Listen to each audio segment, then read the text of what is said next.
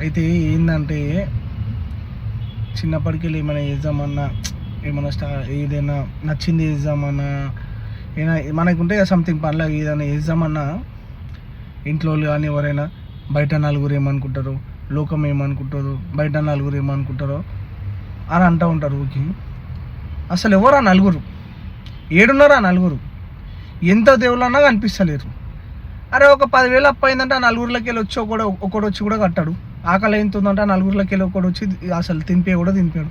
అసలు ఎవర్రానైనా నలుగురు? ఏడుంటారు? ఇంతవరకు చూడలే. ఎవరా నలుగురు? ప్రతిదానికి నలుగురు ఏమనుకుంటారు, వాళ్ళు ఏమనుకుంటారు, లోకం ఏమనుకుంటారు? అసలు ఏంది? ఏది లోకము?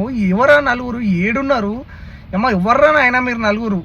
నేనని కాదు, నాలాంటి ప్రతి ఒక్కరి లైఫ్లో అమ్మ ఇదే నలుగురు ఉన్నారు. ఏడుంటారు తెలియదు. ఇప్పుడు మీ ముఖాలు చూడలే మీరు. సరే వెళ్ళిపోర్రా నాయన మీరు, మా లైఫ్లలోకి వెళ్ళిపోర్రా బాబు, ఉండకుర్రా మీరు మీ నలుగురు చల్లకుండా.